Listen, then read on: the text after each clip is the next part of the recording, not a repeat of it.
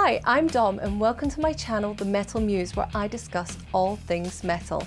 Now today I'm going to be talking about my experience of attending Rammstein show in Coventry.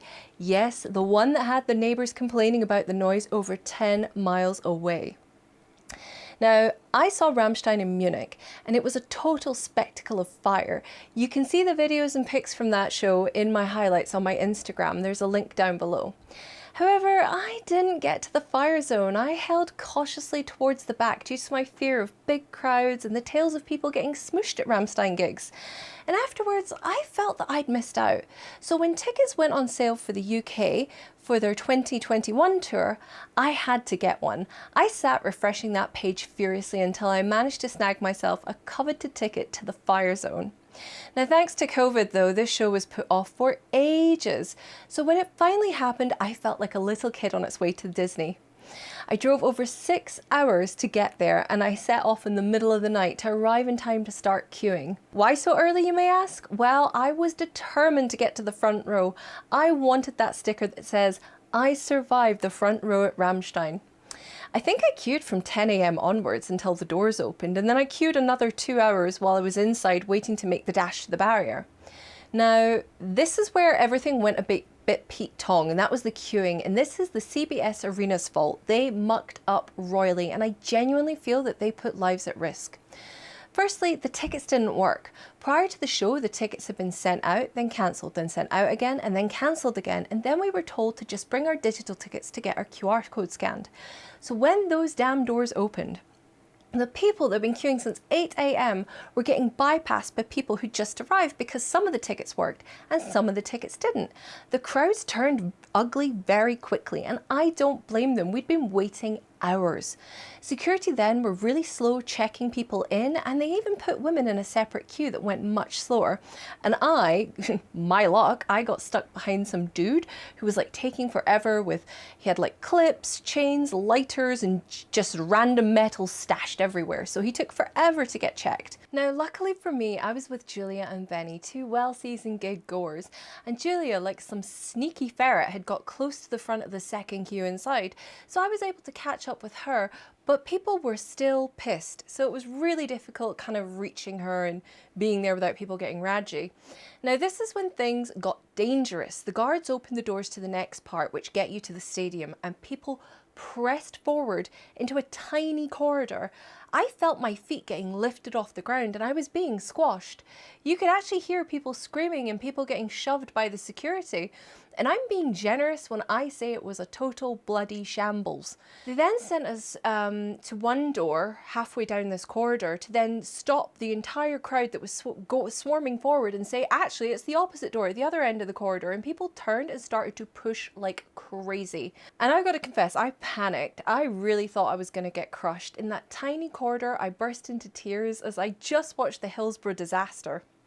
A really lovely lady and her husband pulled me up and she asked if I was okay, to which I responded rather dramatically, might I say, "I don't want to end up in a Netflix documentary.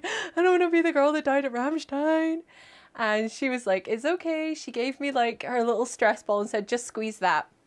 So I was carried along by the crowd and down like the stairs at the stadium into the pitch, which was terrifying. I just thought, well, this is it. My barrier dreams are gone. But bless Julia, she got to the front row right in front of Richard. She yanked me to the barrier beside her and Benny, and I breathed a big sigh of relief. So seriously, CBS Arena, sort it out. I know I wasn't the only one who was terrified. There was lots of talk about it throughout the crowd. So seriously, now on to the happy stuff, the show. It was everything I hoped for and more. Being right there in front of the flames was just the dream of every true metalhead. Till and Richard were right there in front of me playing the songs that I've listened to for hundreds of thousands of times. The guys played some of the new stuff like Zigzag, Ausländer, Deutschland, and then they played some of the classics like Heirate Schmisch, you know, the Marry Me one, and Mein Teil and Sauna. And although I logically know that the guys are getting older, it just really doesn't come across in their performances. And can we just have a moment, please, a pause to acknowledge just how brave Flaka is to get in that pot and be cooked by Till every night, who, let's face it, is a crazy pyromaniac. Another thing I really loved was the interactions between all the boys. It was just so lovely, from the bromance between Richard and Paul, to Flaka's weird dance moves, to Schneider just looking woof and posing behind his drums like, oh my god, that man, wow. I just loved it. And I mean, okay, let's not forget Ollie, but you see, I was at the wrong side of the stage, so I didn't really see him. And you know, Ollie just kind of lurks up there, you know, playing the bass with his six-pack out, looking moody and sexy. And there's something I love about UK shows that I've noticed you don't really get when you go to shows abroad is water. At UK shows, the guards have like ear protectors to hand, they've got copious amounts of water to give out to people, and they're watching the crowd like hawks, just to see if you're about to pass out.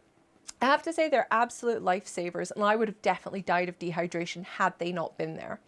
The barrier security were much better than the ones manning the entrances, and if you needed water or something, they were there within a second. And even when you weren't asking, they were just checking everyone, going water, water, water, and you really needed it because the flames were so hot that even the necklace around my neck heated up and burnt my skin. And probably the best moment of the night had to be during that song that I don't think I can actually say the name on YouTube, so I'll just say it's named after a meow. You know, the one that's basically all just sex puns? Well, during that song, Till gets on what can only be described as a bratwurst-shaped foam gun and hoses the audience down. And as luck would have it, when Till passed our section of the audience, it missed my two friends, Benny and Julia, my barrier buddies, but it hit me full in the face. So that was fun. Right, enough rambling from me. In conclusion, it was one hell of a show, and I can't wait for their 2023 European tour. Who else is going to be there with me getting foamed in the face by Till? I will for sure. So if you like this review or you want to keep up with my mad ramblings and commentary, please like and subscribe to my channel. And until next time, y'all stay classy.